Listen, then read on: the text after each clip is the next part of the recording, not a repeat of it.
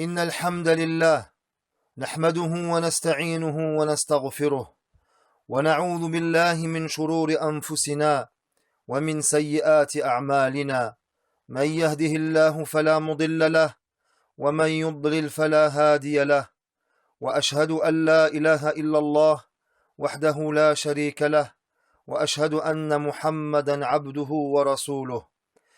يا أيها الذين آمنوا اتقوا الله حق تقاته ولا تموتن إلا وأنتم مسلمون.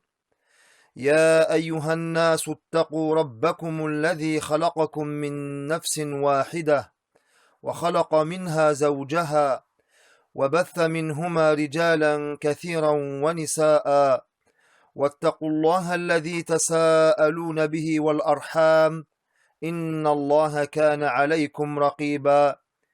يا أيها الذين آمنوا اتقوا الله وقولوا قولا سديدا يصلح لكم أعمالكم ويغفر لكم ذنوبكم، ومن يطع الله ورسوله فقد فاز فوزا عظيما.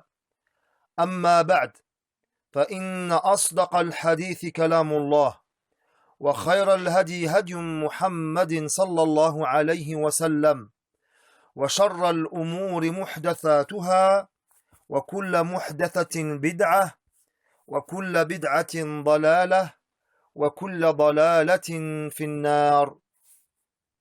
الحمد لله وحده نحمده ونشكره على نعمه ظاهرة وباطنة، ومن أعظمها وأجلها نعمة الإسلام، ونعمة التوحيد، ونعمة الاستقامة على المنهج السلفي النقي من كل البدع والمحدثات. كما نحمده ونشكره جل وعلا أن حبب إلينا هذا المنهج القويم، ورزقنا معرفته ومعرفة رجاله وعلمائه، ورزقنا الاستقامة عليه وعلى دينه. كما نحمده عز وجل أن قذف في قلوبنا حب أهل العلم والذود عنهم. La louange appartient totalement à Allah. Nous le louons et nous sommes reconnaissants envers ses bienfaits, apparents et cachés. Et parmi ces immenses bienfaits, il y a le bienfait de l'islam, le bienfait du tawhid, de l'unicité, le bienfait de l'acheminement sur la voie salafi, qui est dépourvu de toute innovation et nouveauté. فما زال دعاة الحق وأئمة الهدى من أهل السنة يبينون الحق وينصحون فيه قياما بالواجب الذي أنيط بهم، وإن من بيان الحق التصدي للمخالفين بالتحذير من مخالفتهم ودفع شبهاتهم وضلالاتهم، وقد كان السلف يعدون هذا من الجهاد بل أفضل منه. قال محمد بن يحيى الذهلي رضي الله عنه: سمعت يحيى بن معين رضي الله عنه يقول: الذب عن السنة أفضل من الجهاد في سبيل الله. فقلت ليحيى: الرجل ينفق ماله ويتعب نفسه ويجاهد فهذا أفضل منه؟ قال: نعم بكثير. نعم يا إخوة، هذا منهجهم وهذه هي طريقتهم. Les prédicateurs de la vérité ainsi que les imams de la guidée parmi les gens de la sunna n'ont cessé d'exposer et de clarifier la vérité et conseiller la vérité aux gens, en appliquant par cela une obligation qui leur incombe. Et parmi l'exposition de la vérité, il y a le fait de défier, d'affronter l'opposant, en mettant en garde contre ses contradictions et repoussant par ainsi ses ambiguïtés. Et les pieux prédécesseurs comptabilisaient cela comme une lutte dans le sentier d'Allah Azza wa Jal, voire supérieure à cela. Muhammad ibn Yahya al-Dhuhali rahimahullah, a dit: j'ai entendu Yahya ibn Ma'in dire: la défense et le soutien de la sunna est meilleur que la lutte dans le sentier d'Allah.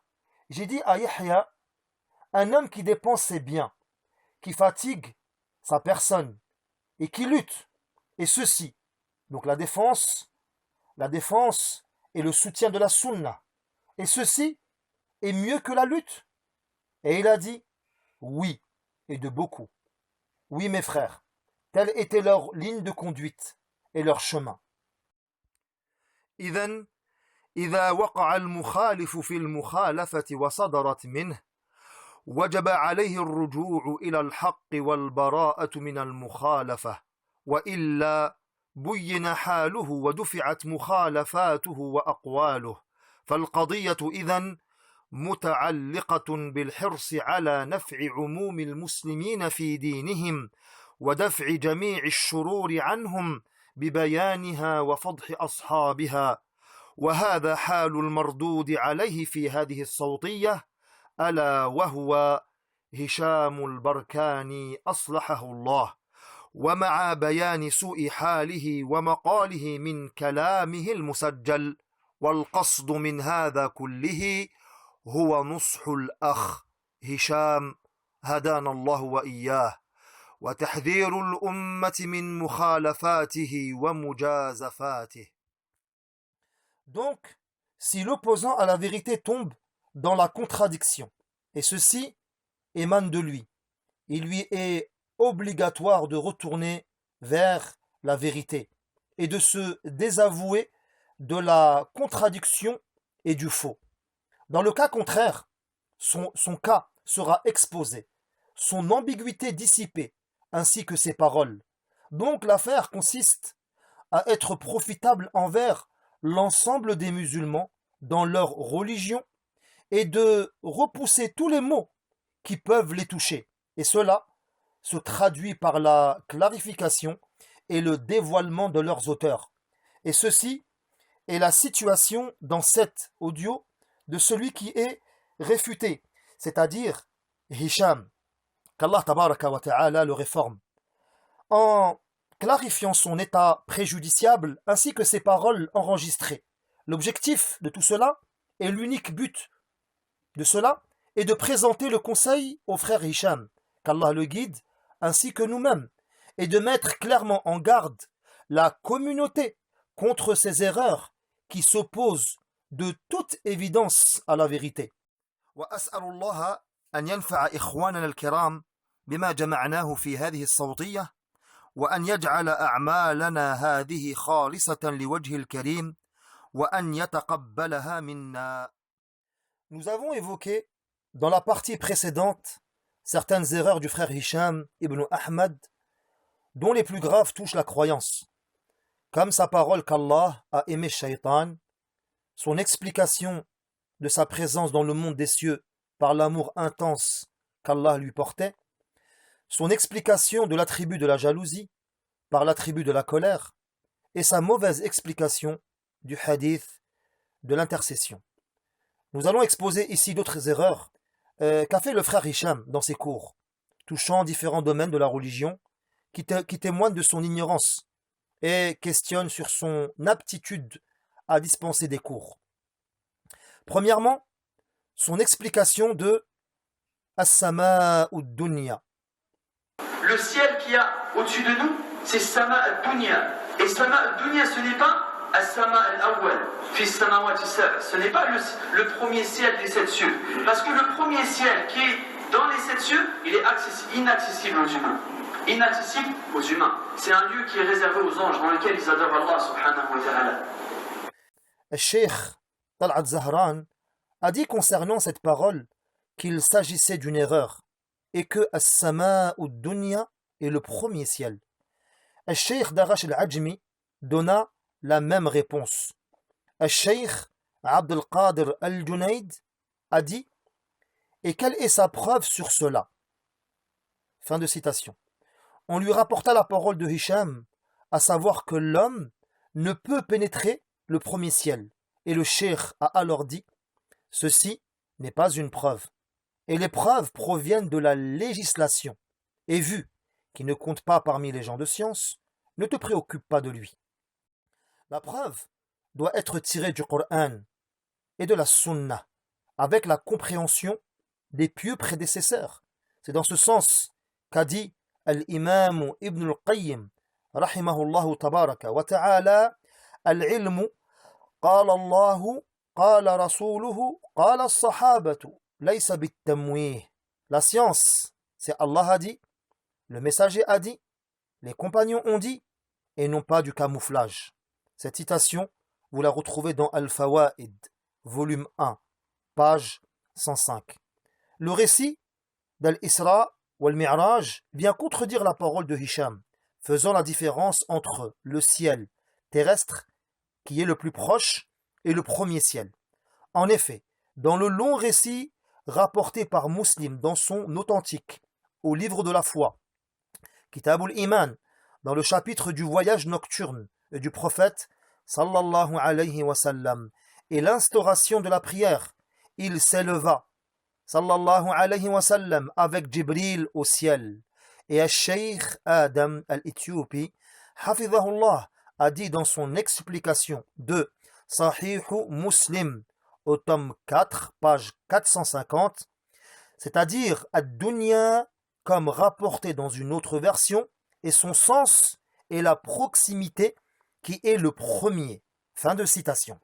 Ainsi, le prophète, sallallahu alayhi wa sallam, rencontra Adam au sama ud-dunya, puis au second, il vit Isa et Yahya, alayhim as-salam. Le prophète, sallallahu alayhi wa sallam, n'a pas fait la distinction entre as-sama ud-dunya et le premier ciel. Concernant Isa, les savants ont affirmé qu'il était présent au second ciel avec son corps et son âme, ce qui s'oppose à la parole générale de Hisham, prétendant que les cieux sont inaccessibles aux humains et réservés aux anges. Ibn Taymiyyah a dit dans Majmou' al-Fatawa, tome 4, page 202, que Adam alayhi salam fut au sama ud-dunya, car lui seront présentés les bienheureux et les malheureux de sa descendance. Or les portes des cieux ne seront pas ouvertes pour les malheureux, et ils n'entreront pas au paradis tant que le chameau ne pénètre pas le chat de l'aiguille. C'est pourquoi il se doit d'être proche d'eux lors de leur présentation. Deuxièmement, la classification des divinités.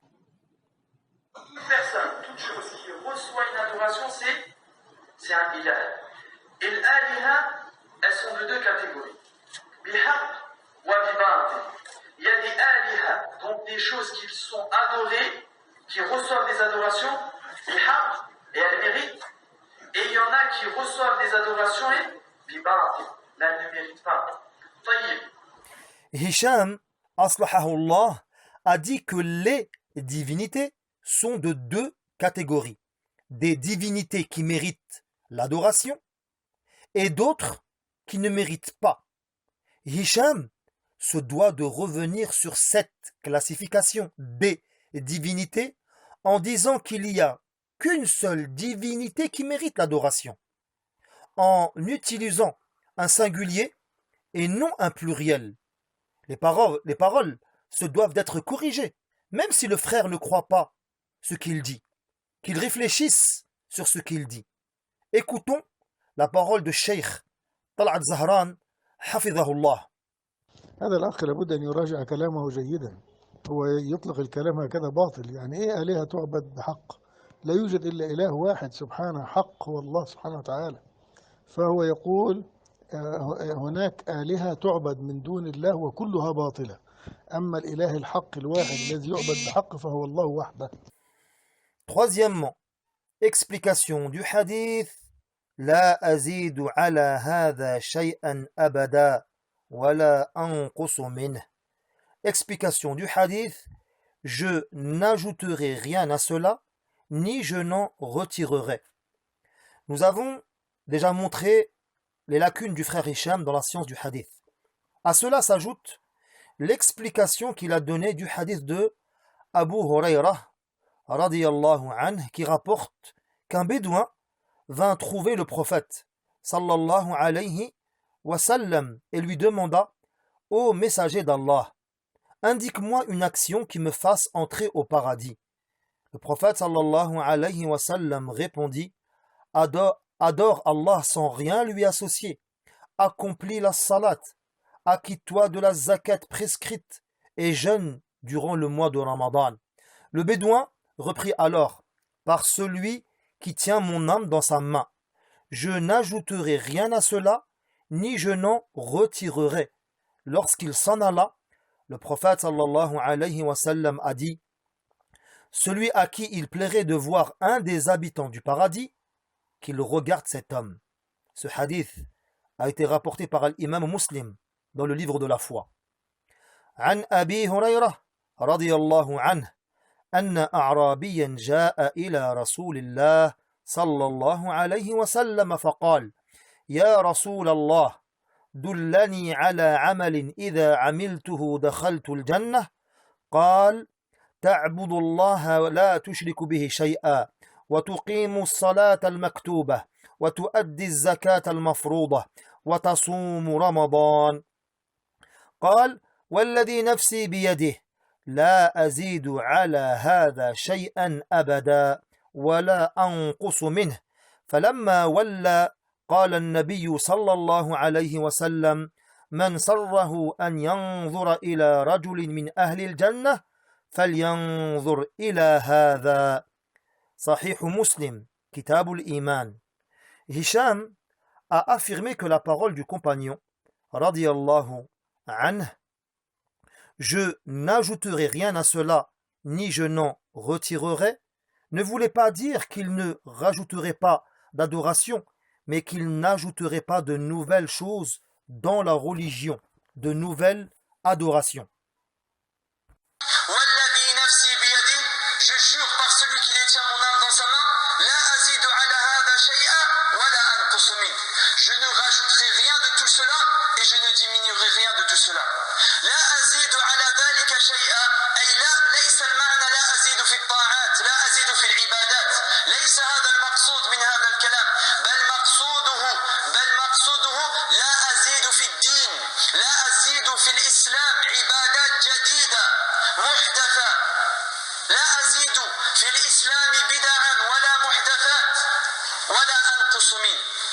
Cet homme, il dit: je ne rajouterai rien à cela et je ne diminuerai rien de tout cela.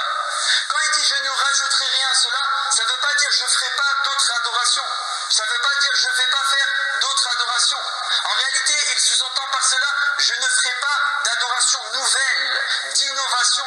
Il nie ainsi l'explication la plus répandue de ce hadith, à savoir que ce compagnon se contentera des obligations qu'Allah tabaraka wa ta'ala lui a légiférées, sans ajout ou diminution. Les savants du hadith ont expliqué que les intitulés, donc les titres des chapitres, renfermaient de nombreux points bénéfiques. Ils résument et contiennent l'essence développée dans la suite du livre. L'intitulé des chapitres dans l'authentique de Muslim fut écrit par Al-Imam al-Nawawi, et le hadith en question est inscrit dans le chapitre Bab Bayan al-Iman alladhi yudkhalu bihi al-Jannah wa anna man tamassaka bima umira bih dakhala al-Jannah.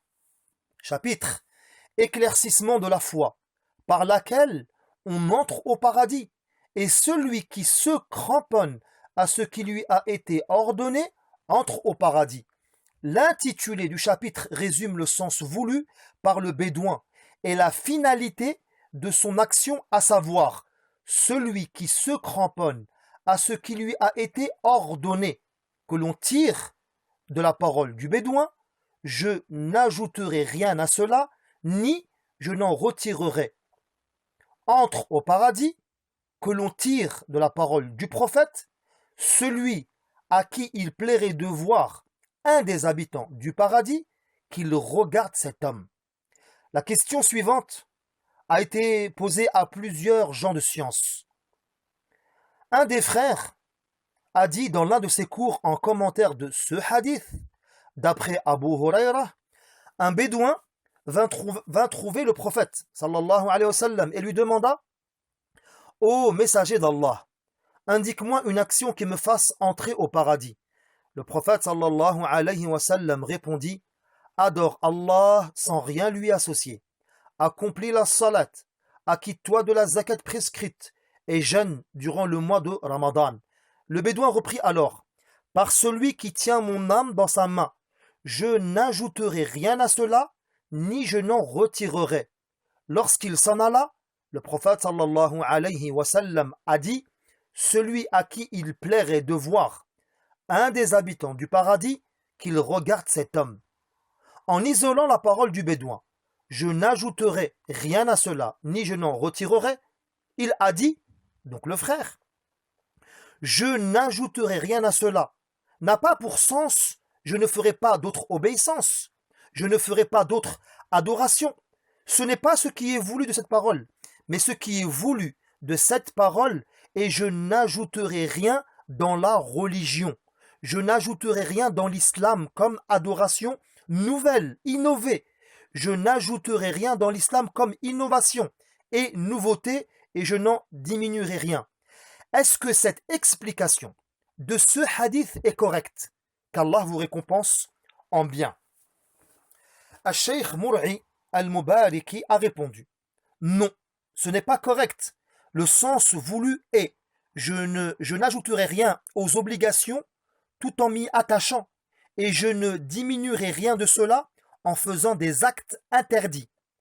Al-Sheikh Abd al-Qadir al-Junayd, hafidhahullah, a dit: c'est une erreur. Al-Sheikh Tal'at Zahran, hafidhahullah, a dit: non, cette explication provient de lui-même, c'est une faute. Al-Sheikh Darash al-Ajmi, hafidhahullah, a dit: ce n'est pas authentique. Al-Sheikh Abdurrahman Muhyiddin a dit: ce n'est pas l'objectif voulu par le bédouin, mais son objectif étant la brièveté de ce que tu m'as indiqué, ô messager d'Allah, qui est uniquement l'accomplissement des obligations, et rentre dans cela, par implication, le fait de ne pas innover et de rajouter dans la religion. Tu dois comprendre les hadiths comme ils sont parvenus, et le serviteur doit remettre en question sa compréhension. Cheikh Ibrahim al-Mazrou'i a dit en réponse à cette question: cette interprétation est inexistante dans les livres commentés. C'est une interprétation nouvelle qui est en contradiction avec le sens apparent du hadith et l'explication des savants. Écoutons l'explication de ce hadith par l'honorable Cheikh Abdelrazak al-Badr, qu'Allah tabaraka wa ta'ala le préserve. لما سمع هذا الأعرابي هذه التوجيهات المباركة من النبي عليه الصلاة والسلام قال: والذي نفسي بيده لا أزيد على هذا شيئا ولا أنقص منه. لا أزيد على هذا شيئا ولا أنقص منه، أي أنه سيحافظ على هذه الفرائض التي أمره الله عز وجل بها وبينها له رسول الله صلى الله عليه وسلم. فذكر أنه لا يزيد عليها، أي النوافل والمستحبات، وإنما سيقتصر على فعل الفرائض. ومن كان مقتصرا على فعل الفرائض تاركا للمحرمات فإنه من المقتصدين، لأن أقسام عباد الله المؤمنين ثلاثة جاء بيانها في قوله تعالى: ثم أورثنا الكتاب الذين اصطفينا من عبادنا فمنهم ظالم لنفسه ومنهم مقتصد ومنهم سابق بالخيرات بإذن الله ذلك هو الفضل الكبير جنات عدن يدخلونها. فذكر المقتصد، والمقتصد هو الذي يفعل الواجب ويترك المحرم. وهذا الأعرابي التزم ذلك، أن يكون مقتصدا يعني فاعلا للواجبات فاعلا للواجبات تاركا للأمور التي حرمها الله تبارك وتعالى عليه. Et nous pouvons citer la parole de l'imam, le savantissime, al-Shaykh al-Allama, Abdurrahman ibn Nasr ibn Abdullah al-Sa'di, rahimahullah tabaraka wa ta'ala, dans son livre Bahjatu qulub al-abrar wa qurratu uyun al-akhyar fi sharh jawami' al-akhbar, dans l'explication du hadith numéro 12, page 50. Il a dit Al-muqtasidun الذين اقتصروا على القيام بالواجبات وترك المحظورات. المقتصدون, ce sont ceux qui se contentent de mettre en exécution les obligations d'Allah tabaraka wa ta'ala et délaissent ce qui est défendu, ce qui est prohibé. Quatrièmement, son explication du verset ذلك الكتاب لا ريب فيه. C'est le livre au sujet duquel il n'y a aucun doute. Ce verset se trouvant dans la sourate Al-Baqarah, verset 2. Le tafsir est une grande science dont donnaient une grande importance les nobles compagnons. Peu d'entre eux expliquaient la parole d'Allah de peur d'expliquer sa parole, subhanahu wa ta'ala, par un sens qui n'est pas voulu. Et nous citons ici, pour exemple, la parole du véridique Abu Bakr as-Siddiq, radiyallahu anhu, lorsqu'il fut interrogé sur ce verset. Wa fakihatan wa abba, qui se trouve dans la sourate Abasa, verset 31. Et il a dit, radiyallahu anhu, ayyu ardin tuqilluni wa ayyu sama'in tudhilluni إذا قلت في كتاب الله ما لا أعلم. Et il a dit qu'Allah tabaraka wa ta'ala lui fasse miséricorde. Quelle terre pourrait me porter et quel ciel pourrait m'abriter si je dis au sujet du livre d'Allah ce que j'ignore. Cheikh l'Islam Ibn Taymiyyah a dit dans Majmou' al-Fatawa, tome 13, page 371, celui qui parle dans le Coran, par son opinion, il a alors pris la responsabilité d'une chose dont il n'a pas connaissance, a emprunté une autre voie qui lui fut ordonnée. Si par la même occasion il a atteint la vérité, il se sera trompé, car il n'est pas venu dans ce sujet par sa porte. Dans l'un de ses cours, Hisham a affirmé que le verset de Surat al-Baqarah, voici un livre au sujet duquel il n'y a pas de doute, donc ذلك الكتاب لا ريب فيه, était une preuve de l'élévation d'Allah. Il prouva sa parole par l'utilisation du pronom démonstratif ذلك, utilisé pour indiquer une chose lointaine, tout en attribuant cette explication à l'imam Ibn al-Qayyim, rahimahullah. Parmi les preuves qui ont été mentionnées, la parole de l'imam Ibn al-Qayyim, rahimahullah, dans l'explication de Surat al-Baqarah, où Allah subhanahu wa ta'ala nous dit Alif Lam Mim, Dhalika al-Kitab. Dhalika al-Kitab. Que signifie Dhalika? Voici le livre. Mais Dhalika est utilisé lorsque la chose montrée est proche ou éloignée. Éloignée ou proche? Quel est donc le mot qu'on utilise lorsque la chose est proche? On dit Hada al-Kitab lorsque ce livre est proche. Dhalika al-Kitab lorsque ce livre est loin. Allah subhanahu wa ta'ala dit Dhalika al-Kitab. Donc ce livre est proche ou loin? Il est éloigné, loin. Allah subhanahu wa ta'ala est élevé au-dessus de son trône. Et le livre est entre nos mains aujourd'hui. Et la distance entre le trône et nous est extrêmement grande. Ibn al-Qayyim rahimahullah, il nous dit que juste ce verset Alif Lam Mim Dhalika al-Kitab est une preuve encore une fois de l'élévation d'Allah subhanahu wa ta'ala au-dessus de son trône. Nous avons posé la question suivante à plusieurs gens de science. Un prédicateur a dit dans l'explication, voici un livre au sujet duquel il n'y a pas de doute.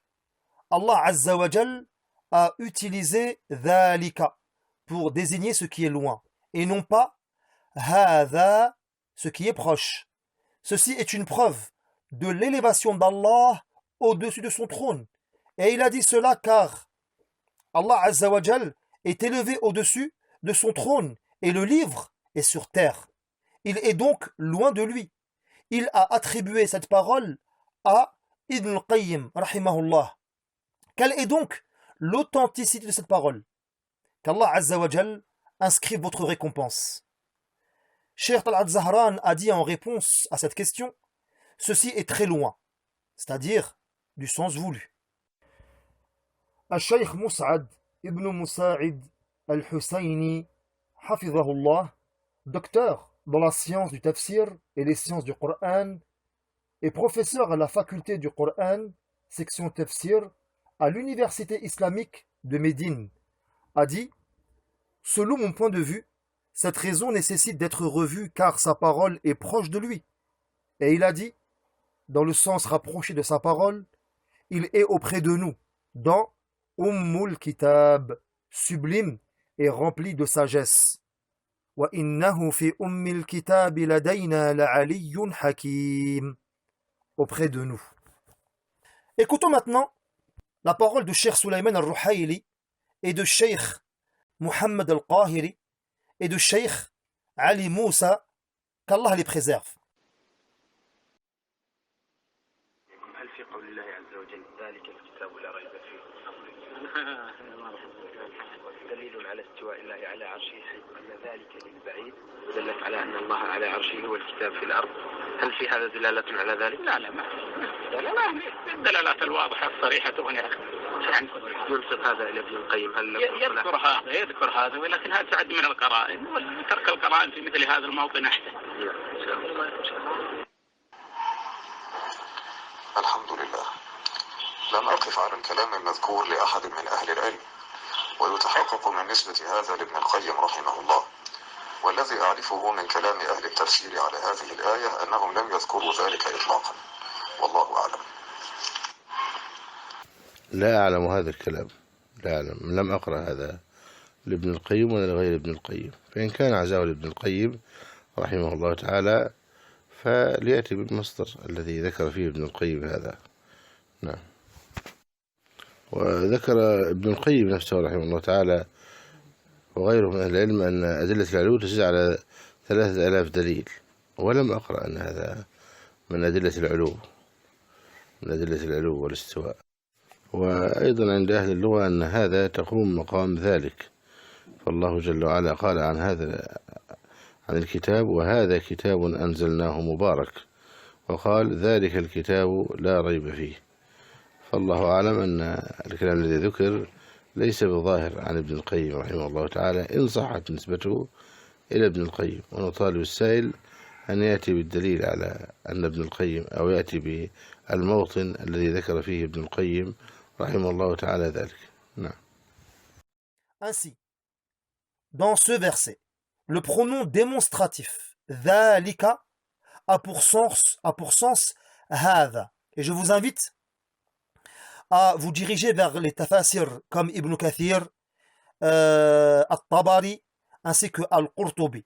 Vous verrez les différents aqwal des salaf, comme l'a affirmé la majorité des pieux prédécesseurs dans l'explication de dhalika. Ibn Abbas radiyallahu anhu a dit dhalika al-kitab ay hadha al-kitab.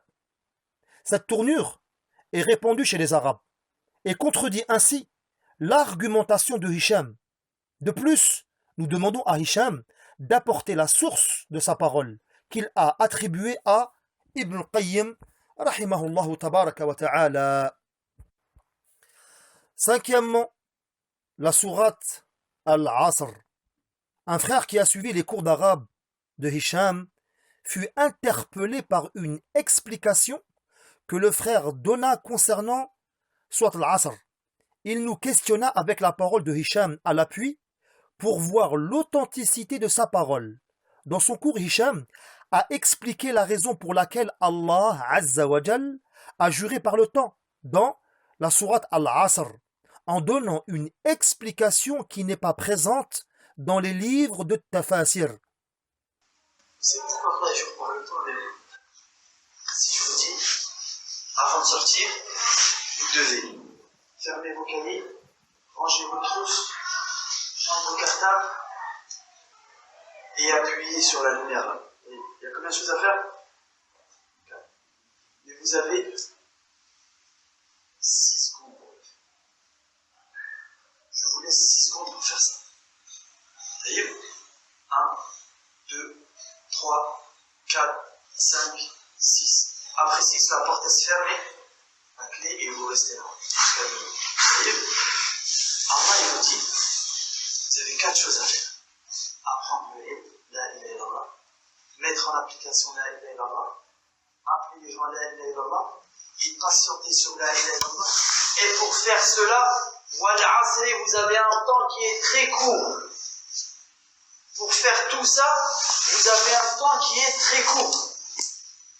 Ce temps-là qui est très court, c'est ce petit temps qui est très court qui va vous permettre de faire ces 4 choses. Faites vite. C'est pour ça qu'on dit par le temps. Faites vite, vous avez que très peu de temps. Il vous reste que très peu de temps pour faire ces 4 choses. Parce que si vous n'arrivez pas à faire les 4, le 3 est dans la perdition. Si vous n'arrivez pas à faire les 4, la porte elle va se refermer sur vous et vous allez rester dans la salle de la perdition avec tous les autres. Voilà, il vous reste que très peu de temps. Que très peu de temps pour apporter ces 4 choses et faire ces 4 choses. La question suivante a été posée aux gens de science. Nous avons un prédicateur qui, quand il est arrivé à la sourate Al-Asr, a dit aux personnes présentes: pourquoi Allah a juré par le temps? Puis il a dit: il a juré par le temps pour qu'on se dépêche. Puis il a dit: je vais vous expliquer par un exemple. Si je vous dis, avant de sortir, vous devez fermer vos cahiers, ranger vos trousses, prendre vos cartables et appuyer sur la lumière. Je vous ai demandé combien de choses? Ils dirent 4. Et pour faire ces choses, vous disposez de 6 secondes. Il compta jusqu'à 6. Et après 6, la porte se ferme et vous restez ici. C'est pour cela qu'Allah Azza wa Jal a juré par le temps. Dépêchez-vous, il ne vous reste que peu de temps, car si vous ne parvenez pas à faire ces choses, la porte va se refermer et vous allez rester dans la salle de la perdition. Puis il a dit: ce sont beaucoup de choses que nous faisons en un temps court. Pardon, ceci est un résumé, car sinon la parole peut être très longue. Je ne lui ai pas trouvé de trace dans n'importe quel livre de tafsir. Quelle est votre parole? Peut-être avez-vous pris connaissance de cela. Le Cheikh Talat Zahran a dit en réponse à cette question: il s'est trompé, qu'Allah le pardonne, et peut-être que son intention est bonne. Le Cheikh Mur'i al-Mubariki a dit: ceci est de la philosophie. Dis-lui, qui des pieux prédécesseurs parmi les compagnons et les suiveurs l'a expliqué comme son tafsir? S'il dit personne, alors tu dois te contenter de ce qui les a suffi. Al-Cheikh Darash al-Ajmi a dit: je n'ai pas entendu cette explication. À lui d'évoquer celui qui l'a expliqué ainsi. Al-Cheikh Al-Husayni a dit: il n'y a nul besoin de cette manière. Il n'y a nul besoin de cette manière. Il lui était meilleur d'expliquer la sourate suivant la voie des gens de science. Quant à cela, ça ressemble à la manière des conteurs d'histoire. Naam, des conteurs d'histoire, et n'est pas un style scientifique. Al-Cheikh Ibrahim Al-Mazrou'i a dit: son explication précédente sur le fait qu'Allah a juré sur le temps, comment a-t-il su ce que Allah Azza wa Jal a voulu? Comment sait-il ce que Allah Azza wa Jal a voulu par ce serment? Et comment a-t-il pris pour preuve de l'élévation d'Allah le verset: voici un livre au sujet duquel il n'y a pas de doute. Avez-vous foi en ce prédicateur? A-t-il pris la science auprès de savants crédibles? Revient-il lors de ses explications aux exégèses ou aux livres qui expliquent les hadiths? Sixièmement, les croyants ne sont pas tous des hommes.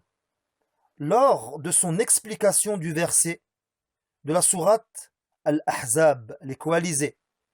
من المؤمنين رجال صدقوا ما عاهدوا الله عليه. Il est, parmi les croyants, des hommes qui ont tenu leur engagement vis-à-vis d'Allah. Hicham a dit que les croyants ne sont pas tous des hommes et a expliqué le pacte dans ce verset par La ilaha illallah. Allah dit min al-mu'minina rijal. Min al-mu'minina rijal. Il y a parmi les croyants des rijal. Parmi eux, ils ne sont pas tous des hommes. Certains seulement. Qu'est-ce qu'ils ont fait d'eux pour être des rijal? Bounouk, bouyout. Ils ont construit des immeubles et des maisons et des villas au bled. Ils ont rempli des comptes bancaires. Ils ont ouvert des sociétés. Non. Allah, il ne parle pas de tout ça. Aucunement. Qu'est-ce qui a fait de des rijal? Min al-mu'minina rijal. Il y a parmi les croyants rijal. Inda Allah subhanahu wa ta'ala. Allah, il les considère comme des hommes. Ayu ni'matin a'zam min an yaraka Allah tabaraka wa ta'ala rajulan. Qu'est-ce que tu veux de plus? Si Allah, du haut de son trône, il te considère comme un homme, qu'est-ce qu'ils ont fait ces gens pour être considérés par celui qui est élevé au-dessus de son trône, Allah subhanahu wa ta'ala, comme étant des rijal? Des comptes bancaires, des sociétés qu'ils ont fait fructifier, des voitures, des palais, des maisons, des villas, des beaux vêtements. Non.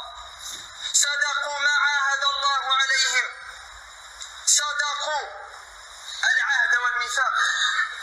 Ils ont simplement tenu leur pacte et leur engagement qu'ils ont pris avec Allah subhanahu wa ta'ala. Cette parole, la ilaha illallah, si tu la respectes, si tu lui donnes son droit, Allah subhanahu wa ta'ala, du haut de son trône, il te considérera comme étant un rajul. Nous pouvons déjà remarquer que le frère se trompe dans la récitation du verset. Ensuite, la question suivante fut posée à Cheikh Abdel Qadir al-Junayd, hafidhahullah. Par rapport au verset, il est parmi les croyants des hommes qui ont tenu leur engagement vis-à-vis d'Allah, qui est dans la sourate Al-Ahzab. Est-il correct de l'utiliser pour dire que l'acte en question est la parole La ilaha illallah? De même, est-ce que cette parole est correcte? Parmi les croyants, il y a des hommes, c'est-à-dire que certains d'entre eux sont des hommes qui ont tenu leur engagement, tandis que les autres ne sont pas des hommes car ils n'ont pas tenu leur engagement. Ou ce min est une préposition partitive uniquement, car les croyants ici sont les compagnons. Radiyallahu anhum. Réponse. Ont tenu leur engagement vis-à-vis d'Allah a pour sens ils ont respecté le pacte qu'ils ont pris envers eux-mêmes devant Allah, à savoir le combat dans le sentier d'Allah, tabaraka wa ta'ala. Il fut révélé sur Anas ibn Nadr ou sur Talha ibn Ubaydillah, ou les deux ensemble. Question. De même est-il correct de dire que parmi les croyants, il y a des hommes, c'est-à-dire que certains d'entre eux sont des hommes, tandis que les autres ne sont pas des hommes, car ils n'ont pas tenu leur engagement, où cette parole est considérée comme une injure envers les compagnons, car les croyants ici sont les compagnons, radiyallahu anhum. Réponse. Cela ne convient pas, car ceci est une compréhension erronée du verset, et une erreur sur le plan linguistique. Quant à l'injure des compagnons, si il est rafidi ou nasibi, alors il vise l'injure et le vœu. Et s'il compte parmi les gens de la sunna, alors je ne pense pas qu'il vise l'injure, mais c'est uniquement une mauvaise compréhension qui l'a fait tomber dans cela. Le conseil à son égard, avec bienveillance et douceur, est plus profitable que de faire grandir la chose et de l'amplifier.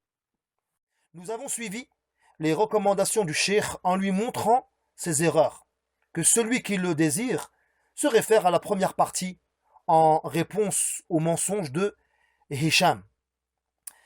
Écoutons la parole de Cheikh Talat Zahran et de son éminence, l'érudit, Cheikh Salih ibn al-Uthaymin, rahimahullah tabaraka wa ta'ala. Assalamu alaikum wa rahmatullah. هذه الآية من المؤمنين رجال صدقوا ما عاهدوا الله عليه تشمل الصحابة كلهم صدقوا ما عاهدوا الله عليه، ومنهم من قتل في المعارك، لا يعني فمنهم من قضى نحبه، ومنهم من ينتظر، يعني منهم من سيأتي أجله كما يريد الله تبارك وتعالى، ولكنهم جميعهم رجال أشداء شجعان مخلصون متقون، كلهم صدقوا ما عاهدوا الله عليه. يعلم أن معنى قوله من المؤمنين رجال صدقوا أن معناها من المؤمنين رجال عاهدوا الله فصدقوا ما عاهدوا الله عليه، وليس المعنى أن من المؤمنين رجال صدقوا ومنهم من لم يصدق حتى يتشبث به من سب الصحابة أو قال إنهم ليسوا كلهم صادقين، بل المعنى من المؤمنين رجال عاهدوا الله فصدقوا ما عاهدوا الله عليه، ومن المؤمنين من لم يعاهد الله سبحانه وتعالى على شيء بل هو مستمر على طاعة ربه حيث ما أمر. ممن عاهد الله أنس بن النضر رضي الله عنه، فإن أنس بن النضر لم يشهد أحدا، لم يشهد بدرا، فلما رجع النبي صلى الله عليه وسلم من بدر قال يا رسول الله هذه أول غزوة قاتلت فيها المشركين، والله لأن أبقاني الله تعالى ليرون الله ما أصنع، ليرين الله ما أصنع. فلما صارت غزوة أحد قاتل رضي الله عنه حتى قتل، فكان فيه 80 ما بين ضربة رمح طعنة رمح أو ضربة سيف، فصدق ما عاهد الله عليه. هذا هو معنى الآية، صدقوا ما عاهدوا. فقوله ليرين الله ما أصنع هذا عهد، لأنه التزم به على نفسه. Ainsi, Hicham a mal compris ce verset en affirmant que les croyants ne sont pas tous des hommes, ouvrant ainsi une porte dangereuse à l'injure des compagnons. De plus, il a expliqué l'engagement de ce verset par La ilaha illallah et a fait un lien avec Al-Mithaq évoqué dans Surat Al-A'raf. La question suivante a été posée à Cheikh Darash Al-Ajmi, Hafidhahullah. Qu'Allah soit bienfaisant envers vous, notre Cheikh. Allah Azza wa Jal a dit, dans le sens rapproché de sa parole, il est parmi les croyants des hommes qui ont été véridiques dans leur engagement envers Allah. Certains d'entre eux ont atteint leur fin et d'autres attendent encore et ils n'ont aucunement varié dans leur engagement. Un frère m'a évoqué que l'engagement en question dans ce verset est la parole La ilaha illallah et que c'est une preuve du verset du Mithaq présent dans Surat Al-A'raf. Cependant, je n'ai pas trouvé cette parole dans les livres de Tafasir ni les paroles des savants. Quelle est l'authenticité de cette parole? Qu'Allah vous récompense en bien.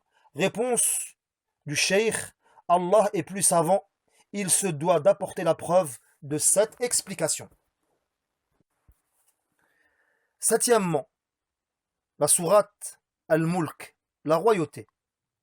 خلق الموت لك في الموت والحياة إلى vie. وهنا وقفة.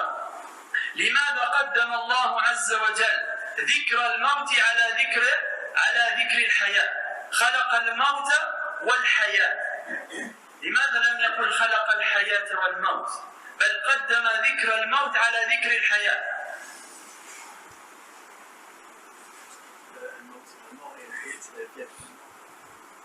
لا.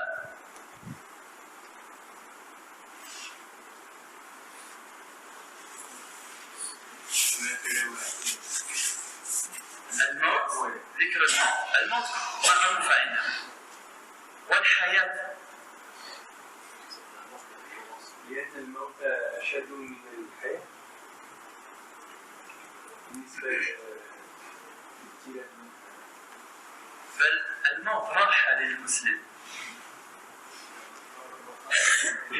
في سورة البقرة يقول أيضا كنتم أمواتا فأحياكم ثم يميتكم ثم يحييكم، يعني الأصل هو الموت، خلق الإنسان. لكن هنا في هذه الآية لماذا قدم ذكر الموت على الحياة؟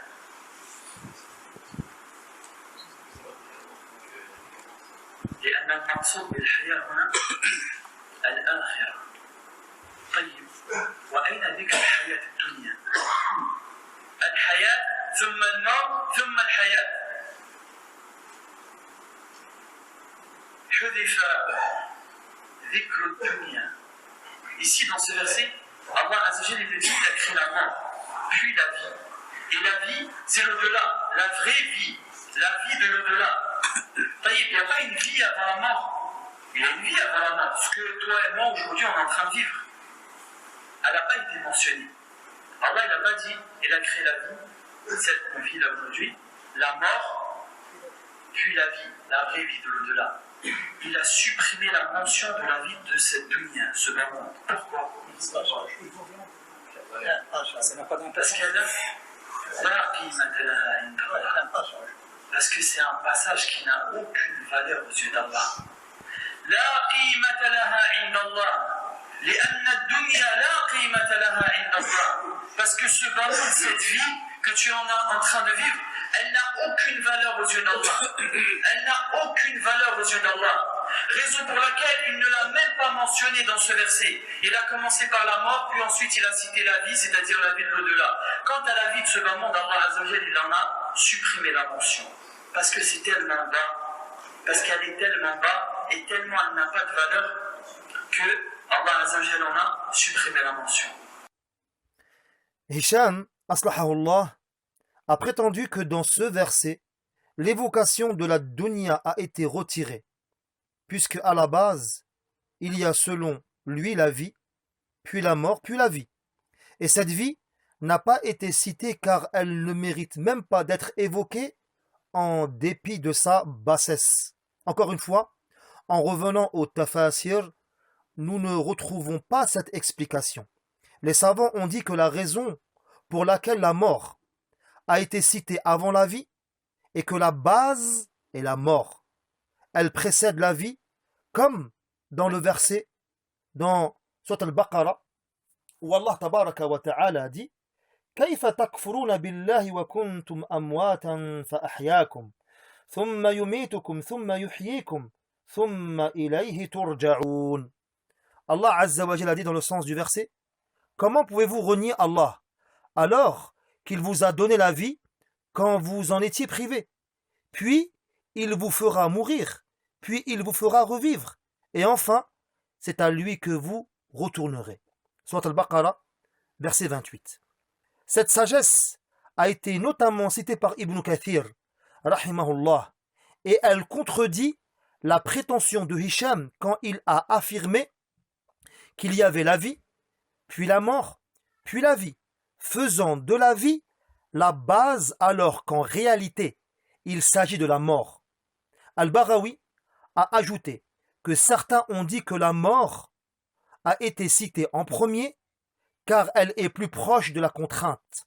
Al-Qurtubi a ajouté une sagesse en disant que la personne qui sera incitée à œuvrer sera celle qui a placé la mort entre ses deux yeux. De plus, ce verset contient l'évocation de la vie d'ici-bas, comme l'a dit Qatada. Il a voulu la mort de l'homme et sa vie dans le bas monde. Il a voulu la mort de l'homme et sa vie dans le bas monde. D'autant plus qu'Allah clôture le verset par la raison de cette création, à savoir, qui de vous est meilleur en œuvre? Et chacun sait que cette épreuve a lieu ici-bas, dans la dunya, demeure des actes. La question suivante a été posée à Cheikh Mus'ad ibn Musa'id al-Husayni, hafidhahullah. Qu'Allah soit bienfaisant envers vous. Un frère a dit, dans l'explication du second verset de Surat al-Mulk, celui qui a créé la mort et la vie. Alladhi khalaqa al-mawta wal-hayah. Pourquoi Allah a cité la mort avant la vie dans ce verset? Puis il a dit, car ce qui est voulu de la vie dans le verset est celle de l'au-delà, car il y a une vie, puis une mort, puis une vie. L'évocation de la vie d'ici-bas a été retirée, car le bas monde n'a pas de valeur auprès d'Allah. Il ne l'a donc pas évoquée, bien qu'elle soit avant la mort. Il y a ici deux problématiques. Le fait qu'il a fait de la vie la base, alors qu'il est connu auprès des gens de science que la base est la mort, le néant. La deuxième problématique est qu'il a nié que la vie mentionnée est celle de ce bas monde, malgré que certains savants du tafsir l'expliquent ainsi, du fait qu'il est suivi par Ayyukum ahsanu amala, qui de vous est meilleur, qui de vous est le meilleur en œuvre, et l'épreuve par les actions a lieu dans la dunya. Quelle est votre orientation? Qu'Allah vous préserve. Réponse. Selon mon point de vue, sa raison nécessite d'être revue. Les termes du verset sont généraux, à savoir l'ensemble des vies et des morts. Et la vie d'ici-bas entre en premier dans sa parole. Qui est de vous est le meilleur en œuvre, et Allah est plus savant. هذا هو المعروف عند أهل العلم أن الحياة الدنيا ليبلوكم أيكم أحسن عملا أي في الدنيا. فهذا الذي قال هذا الكلام ينظر عمن ينقل، إن التفسير يجب أن له مصادره، يفسر القرآن بالقرآن وإلا بالسنة وإلا بأقاويل الصحابة والأئمة ثم اللغة آخر شيء. ولا ينبغي الإنسان أن يتجسر وأن يتقدم بين يدي الله ورسوله فيفسر القرآن بدون رجوع إلى هذه المصادر. لا يصح الإنسان. وأبو بكر لما سئل عن آية قال أي أرض تخلني وأي سماء تظلني إن أنا قلت في القرآن برأيي. لا يصح الإنسان يقول برأيه في كتاب الله ولا في السنة ولا في الدين أبدا. Huitièmement, Al-Mithaq. Quant au troisième engagement, le premier c'est au tout début de la création, le deuxième c'est la fitra par laquelle Allah Azza wa Jal t'a fait naître, et le troisième c'est ce que lorsque toi aujourd'hui tu dis Ashhadu an la ilaha illallah. Le troisième mithaq, cité par Hisham, n'est pas l'attestation de la foi, la ilaha illallah, mais il s'agit de l'envoi des messagers et la révélation des livres. Al-Shaykh Al-Hafid Al-Hakami a dit dans son livre Ma'arij al-Qaboul à la page 93, le troisième mithaq, il s'agit de ce sur quoi sont venus les messagers et ont été révélés les livres en revivification et rappel du premier mithaq en tant que messager, annonciateur et avertisseur, afin qu'après la venue des messagers, il n'y eut pour les gens point d'argument. Devant Allah tabaraka wa ta'ala, Allah est puissant et sage. Surat An-Nisa, verset 165. Écoutons la parole de Cheikh Khalid al-Dhufayri. الميثاق الأول هو الذي أخذه على بني آدم من ظهورهم من ظهر أبيهم آدم، ثم الميثاق الثاني وهو المؤكد للميثاق الأول وهو ماذا؟ الفطرة، وهي أثر ذلك الميثاق. ثم بعد ذلك جاءت الرسل وأنزلت الكتب في تذكير الناس بهذا الميثاق وإقام الحجة عليه. فإذا الميثاق يتضمن هذه الأمور الثلاث: أولا ما أخذه عليهم من ظهر أبيهم آدم، ثم ميثاق الفطرة، ثم ميثاق الرسل وإنزال الكتب عليهم تجديدا لهذا الميثاق وتذكيرا به. Neuvièmement, la récitation de la sourate al-Fatiha. Hisham a prétendu qu'il était obligatoire de s'arrêter à la fin de chaque verset, et celui qui ne le faisait pas sera alors en opposition à la religion d'Allah et la sunna du prophète sallallahu alayhi wa sallam. C'est que lorsque tu récites Surat al-Fatiha, al-waqfu bayna al-ayatayn, tu te dois de laisser un espace, un temps de pause entre chaque verset. Ne récite pas Surat al-Fatiha d'un seul souffle, entièrement les 7 versets d'un seul coup. Non, cela s'oppose à la religion d'Allah et à la sunna du prophète alayhi salatu wa salam. Nous avons exposé cette parole à plusieurs gens de science. Al-Sheikh Mous'ad a dit, c'est une sunna et une recommandation. Ce n'est pas pour tout délaissement de la sunna que l'on dit à son sujet, ça contredit la religion d'Allah. Si tel est le cas, nous dénigrerons toute personne qui délaisse une sunna, ce qui est une exagération et une dureté. Et Allah Azza wa Jal est plus savant. Al-Sheikh Mohammed Bazmoul a dit, c'est une sunna d'action, d'après le hadith de Salama, radiyallahu anha. Non, ça ne s'oppose pas à la législation d'Allah. Al-Sheikh Darash al-Ajmi a dit, c'est une recommandation, et sa parole est fausse. Dixièmement, Fatima, radiyallahu anha, la mère des croyants. Lorsque le prophète sallallahu alayhi wa sallam a vu les pleurs de sa fille Fatima, a vu la tristesse se manifester sur le visage de sa propre fille, sa chère Fatima radiyallahu anha, il lui dit à Fatima, et là lui dit le deuxième secret, Ama tardin an takuni sayyidata nisa'il mu'minin. Il lui dit, oh Fatima, n'acceptes-tu pas d'être la mère de tous les croyants, la mère des femmes des croyants? قالت فضحكت, et Fatima radiyallahu anha a alors souri et ri par bonheur de ce bienfait qu'Allah subhanahu wa ta'ala lui a annoncé. Fatima radiyallahu anha n'est pas la mère des croyants, car ce statut est réservé aux femmes du prophète sallallahu alayhi wa sallam, signe du respect que leur doivent les croyants et de leur place particulière qu'elles occupent dans la communauté. Elle est la fille du messager d'Allah sallallahu alayhi wa sallam. Elle est la plus éminente des femmes des croyantes. Et voici le hadith cité par Hisham aslahahullah. قال رسول الله صلى الله عليه وسلم لفاطمة وإني لأرى الأجل إلا قد اقترب فاتق الله واصبري فإنه نعم السلف أنا لك.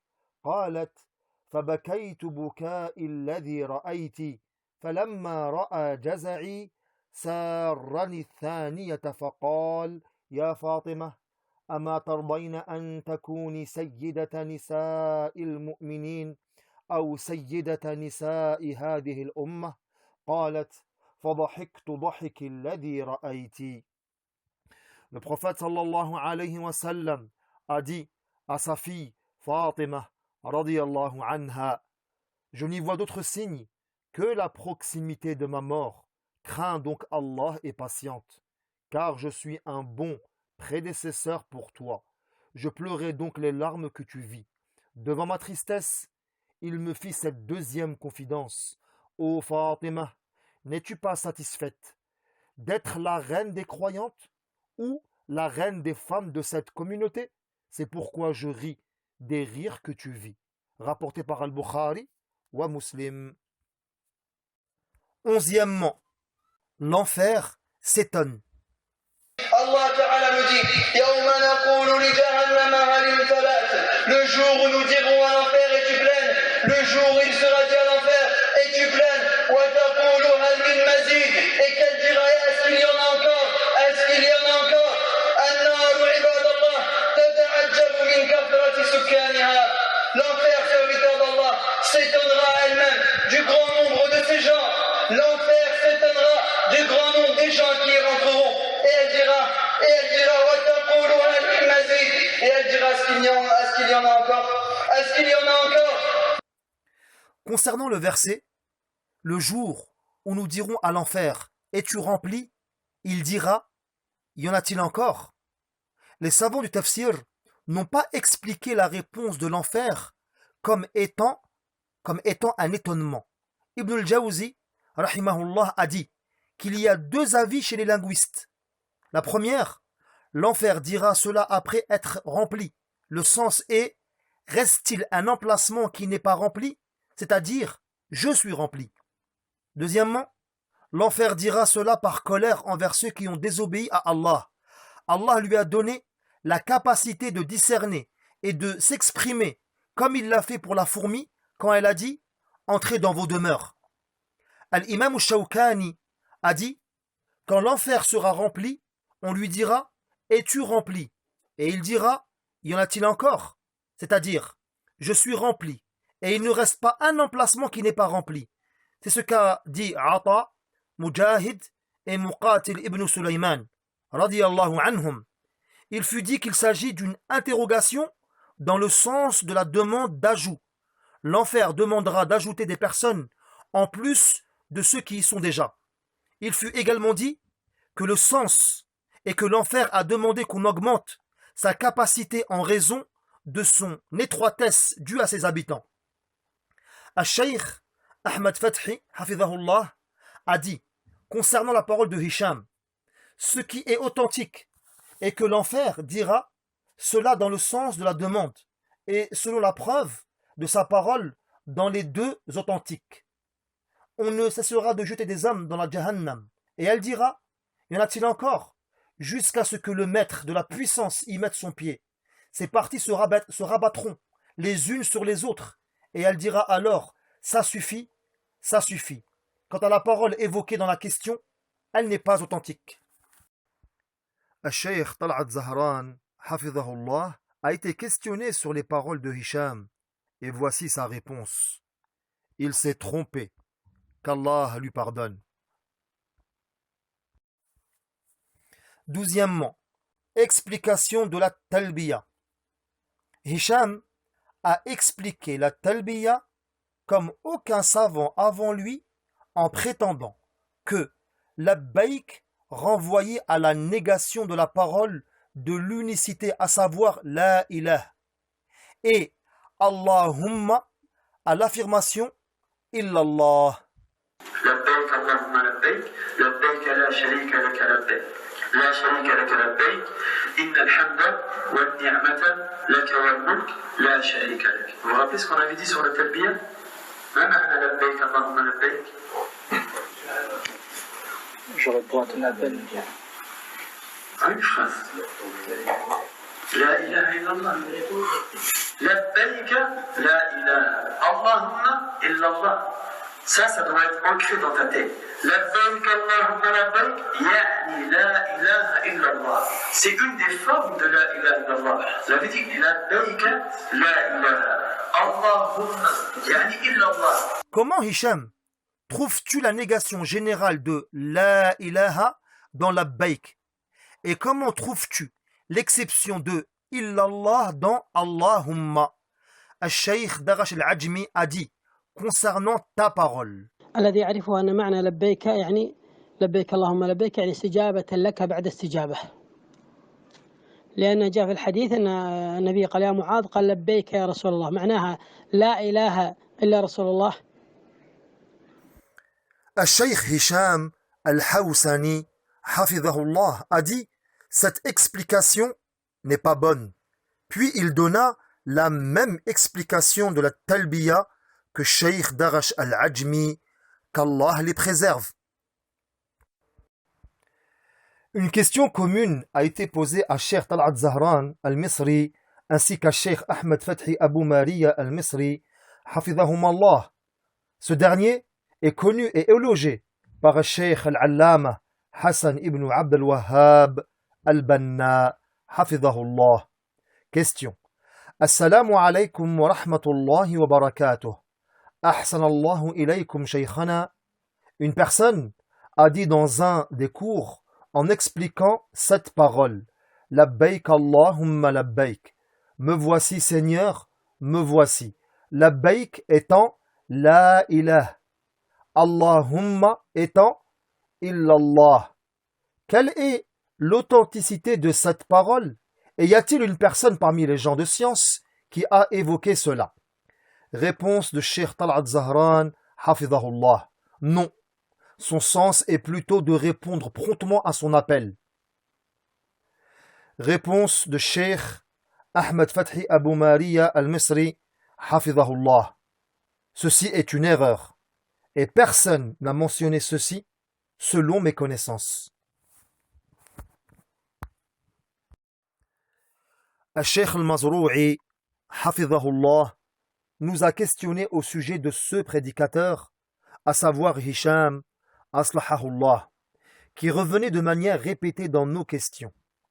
La question du Cheikh. Ce prêcheur, avez-vous confiance en lui? A-t-il pris sa science des savants de confiance? Se réfère-t-il aux livres d'exégèse et les commentaires de hadith lors de son explication ou son explication des hadiths?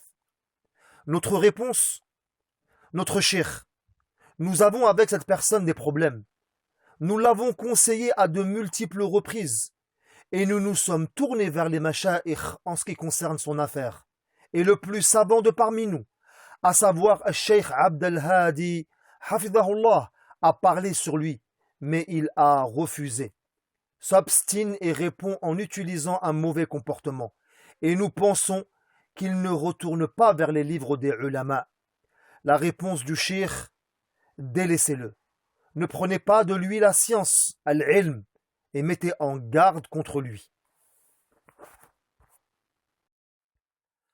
En plus de ces nombreuses erreurs scientifiques, le frère Hisham, aslahahullah, commet des erreurs et des fautes graves dans la langue arabe. Et malgré ça, ce dernier se permet de dispenser des cours d'arabe payants. Nous vous avons réuni certaines d'entre elles mentionnées et citées dans ces audios pour vous montrer clairement comment son arabe et son style est faible. Parmi ces erreurs, le fait qu'ils disent constamment « alayhi salati wassalam ». Correction « alayhi salatu wassalam ». Il invente aussi des mots tels que « al-bardatayn » en parlant de « al-bardayn » cité dans le célèbre hadith du prophète sallallahu alayhi wa sallam « Man salla al-bardayn dakhala al-jannah » muttafaqun alayh. Et il a dit wa jayyasha juyushahu wa arfa'u suyufahum. Correction. Wa jayyasha juyushahu wa rafa'u suyufahum. Et il a dit lam yastati'u al-idkhala fi hadhihi al-madina. Correction. Lam yastati'u ad-dukhula fi hadhihi al-madina. Et il a dit, en citant le célèbre hadith, lorsque le prophète sallallahu alayhi wa sallam est parti au chevet de son oncle, Ay'am, qul la ilaha illallah, kalimatan ahajju biha laka indallah. Correction. Ay'am, qul la ilaha illallah, kalimatan أحاج بها لك عند الله أحاج بها لك عند الله. Pour ne mentionner que ces dernières, car les exemples sont nombreux, ce qui prouve que le frère, aslahahullah, ne maîtrise pas la langue du dad comme il se doit. Celui qui donne de sa main droite, sa main gauche, elle le doit. Le meilleur d'entre vous, c'est celui qui il prie al-bardatayn, c'est les deux prières, le fajr et l'asr. Jayyasha juyusha wa arfa'u suyufahum. Il dit, Shaitan, il a levé toute une armée. Shaitan, il a levé toute une armée. سل الأيام وأيام عن عمرو وعن خال. Demande au jour qu'est-ce qu'elle a fait de Amr et de Khal. 40 sana jusqu'à attendre 40. Warib Basitta. Et maintenant tu as atteint 60 ans. Et maintenant tu as atteint 60 ans. رضي الله عنه في اللحظة نفسها لم يكن هناك فترة زمنية للتفكير بل أجاب بعد لم يقل اتركني فترة زمنية قليلة وأعطيك الإجابة بعد أسبوع أو أسبوعين أو بعد شهر أو شهرين بل أجاب مباشرة آية الكرسي الله لا إله إلا هو الحي القيوم. Le prophète alayhi salatu wassalam, alors elle est extrêmement difficile. C'est un exercice qui est extrêmement difficile. Il lui demande de choisir un verset, pas sur 10 ou 20 versets, pas sur 20 ou 100 versets. Il lui demande de choisir un verset sur plus de 6000 versets. آيات القرآن تزيد على 6000. وهنا الاختبار على أبي رضي الله عنه أن يختار آية واحدة في أكثر من 6000 آيات. هذه الأسماء التي ظهرت في هذا التفسير وهذه العملية الإرهابية، يعني أنا ما أعرفها، أنا من سكان سكان مدينة سان-دوني وأعرف سكان وكثير من أذهب إلى مساجد وعندي دروس ومحاضرات في أكثر مسجد في هذه المدينة ولا أعرف اسما واحدا من هذه الأسماء التي قد ذكرت. وأريد أن أنبه أن الذين يحملون هذا الفكر حاولوا إدخال مدينة سان-دوني من قبل، لكن الحمد لله يعني وجدوا في هذه المدينة سواء كان في المساجد أو في الشوارع وفي محادثة مع شباب المسلمين من يرد على شبهاتهم ولم يقدروا على الإدخال في هذه المدينة والحمد لله. أولا لا أسمي هذه الدولة بالدولة الإسلامية، أنا كالعادة أسميها بالدولة الشيطانية في العراق والشام وليست دولة إسلامية بل هي دولة شيطانية. وعندي محاضرات ودروس في بيان حقيقة هذه الدولة وفي بيان مخالفاتهم عن القرآن والسنة. يا عم il lui dit ô oncle قل لا إله إلا الله كلمة أحاج بها لك عند الله. Et le prophète alayhi salatu wassalam de dire, lui qui est assis avec le prophète alayhi salatu wassalam, الألف واللام يدل على أن هذا الصراط واحد. من هو هذا الصراط؟ صراط الرسول عليه الصلاة والسلام. Pour conclure, écoutons la parole de Cheikh Abdullah al-Bukhari, hafidhahullah, concernant la personne qui multiplie les erreurs. هل تنصحون بالجلوس وطلب العلم عند من كثرت أخطاؤه مع العلم أنه يخطئ ويتراجع باستمرار؟ ذكر ابن مهدي رحمه الله عمن يترك قال ومن فحش غلطه وكثرت أخطاؤه ترك. كيف تجلس عند واحد كثرت أخطاؤه تقول ويتراجع باستمرار؟ يتراجع بماذا باستمرار؟ خلوا يدقق ويحقق ويتعلم، ما في داعي. المجالسة مذاكرة العلم معه أو مع غيره من إخوانك السلم، مذاكرة العلم مدارسة العلم بينك وبينه مذاكرة، هذا لا بأس به. أما تجلس معه ليدرسك وأنت تشهد عليه بأنه كثير الأخطاء، ماذا يدرسك؟ يدرسك الأخطاء؟ مدارسة العلم لا حرج منها بين الإخوة، أما تصدر للتدريس فلا. الحمد لله رب العالمين، تم المقصود بحمد الله وتوفيقه. سبحانك اللهم وبحمدك، أشهد أن لا إله إلا أنت، أستغفرك وأتوب إليك.